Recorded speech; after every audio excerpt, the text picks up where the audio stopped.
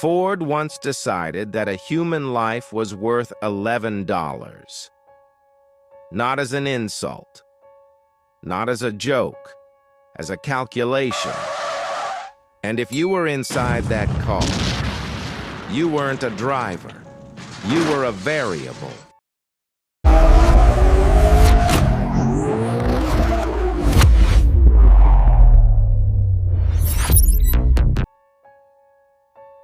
This isn't a story about a defective car. It's a story about a decision made quietly, on paper, long before the first crash, long before the first fire. Because the most disturbing part of this story isn't what went wrong, it's what was allowed. In the early 1970s, America wanted cheap cars. Fuel prices were rising. Foreign competitors were moving faster. Time mattered more than ever. Ford didn't want to build the safest car. They wanted to be first. Executives set deadlines the way surgeons set timers, except the patient wasn't in the room. Testing shortened, and speed quietly became more important than safety. When companies race the clock, something always loses. The Ford Pinto was small, light, and inexpensive. It was also dangerous. Its fuel tank sat dangerously close to the rear bumper. Too close. In a rear-end collision, metal crushed inward. Bolts pierced the tank. Fuel spilled. And fuel doesn't wait. Fire followed impact. This wasn't speculation. Ford's own engineers tested it. They saw the results. They knew what would happen.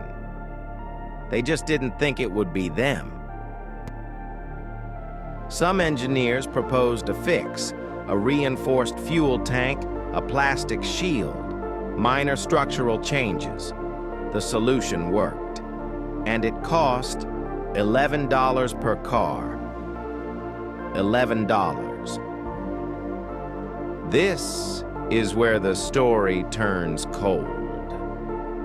Ford didn't ask whether the Pinto could explode. They asked two different questions. How much would it cost to fix the problem? And how much would it cost if they didn't? So Ford ran a cost-benefit analysis, not emotionally, not morally, financially. In their own internal estimate, Ford predicted 180 people would burn to death. Not might, would.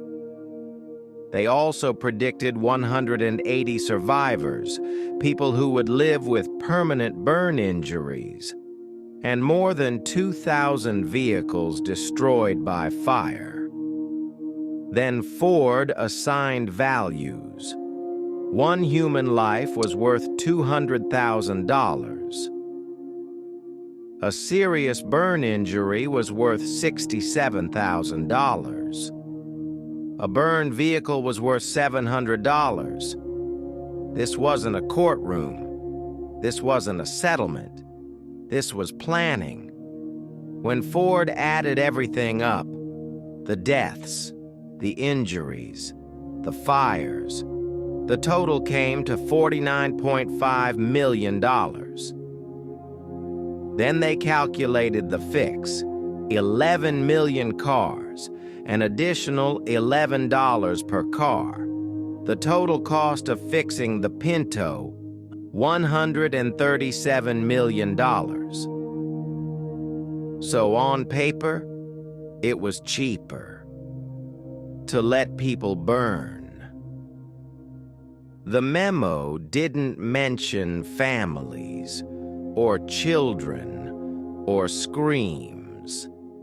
It simply concluded the cost exceeded the benefit, and the Pinto went into production. Ford's Pinto lets you say goodbye to a lot of extra servicing because Pinto needs half the oil changes of the leading import. Pinto's brakes are self-adjusting. Pinto's paint finish never needs waxing. And unlike many imports, Pinto's zinc plates key underbody parts to prevent rust. So say hello to Pinto and goodbye to a lot of extra servicing. Pinto, a little better idea from Ford.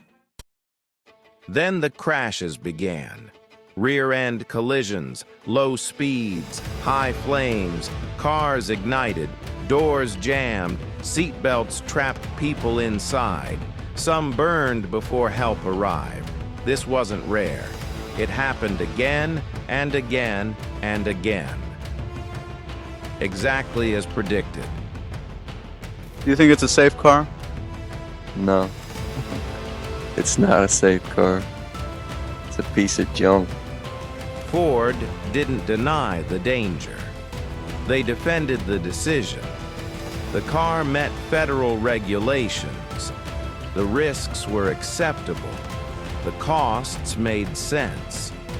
In courtrooms and press statements, the argument was simple. People died, but the paperwork was clean.